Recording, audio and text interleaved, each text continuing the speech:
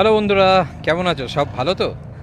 তো আমি আবার যথারীতি ভোর রাতে তোমাদের জ্বালাতে এলাম।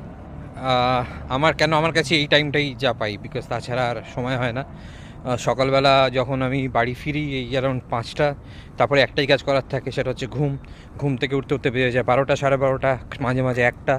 আর শীতকাল বলে একটুখানি বেশি সময় ঘুমোতে হচ্ছে, বিকজ তাড়াতাড়ি বিছনা ছাড়তে ইচ্ছা করে না। মনে হয় তোমরা সবাই সেটা রিলেট করতে পারছো আমার সাথে। সো যথারীতি ফিরছি, কাজ শেষ, দোকান বন্ধ, শাটার ডাউন। এবার বাড়ির পথে। যাই হোক, কিছু গুরুত্বপূর্ণ কথা। দিল্লি তে আছি, রাদার আমি নয়ডাতে আছি। তো দিল্লির একিউআই অলরেডি হিসাব মতো দেখাচ্ছে 450, কিন্তু বেসরকারি মতে বা বেহিসেব মতে সেটাকে ধরতে পারো তোমরা অ্যাবাভ 700। তো শ্বাসরোধকারী পরিস্থিতি। নয়ডাতেও মোটামুটি লোকজনের মানে এখনও সেরকম, বেশিরভাগ সময় ফগই থাকছে, সূর্যের দেখা খুব একটা পাওয়া যাচ্ছে না। আর তার সাথে সাথে তো একটা দম বন্ধ করা পরিবেশ রয়েছেই, তো সবাই মোটামুটি মাস্ক পরছে। আমিও ভাবছি এবার মাস্কটা পরে নিতে হবে, বিকজ রিস্ক নেওয়াটা একটু চাপের।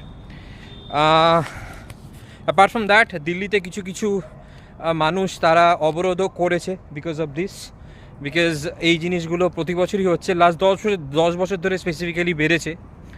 আর যেটা আমি শুনলাম যে এখানকার কিছু লোকালস আমাকে বললো যে পাঞ্জাবে কিছু একটা জিনিস হয়, মানে পরব টাইপের, যেখানে ওরা যে ফসলগুলো সারা বছর পরে যেগুলো মানে শুকিয়ে যায়, সেগুলোকে ওরা পুড়িয়ে দেয়। আমি জানি পশ্চিমবঙ্গেও আমাদের এরকম একটা ব্যাপারটা আছে, আমি ঠিক নামটা এই মুহূর্তে রিকল করতে পারছি না।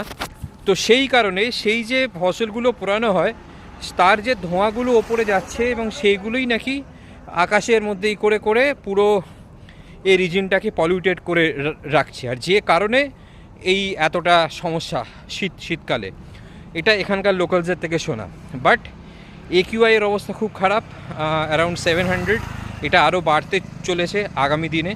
তো আমার যারা বাঙালি দিল্লিতে আসো তাদের বলবো যে, সব মানুষকেই বলবো rather, be safe, take necessary precautions, and I hope you all will live properly.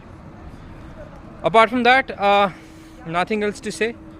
সবাই খুব ভালো থাকো, আর কালকের আবার দেখা হচ্ছে। আর যদি ভালো লাগে তাহলে like, share and subscribe to this channel, and good night, by.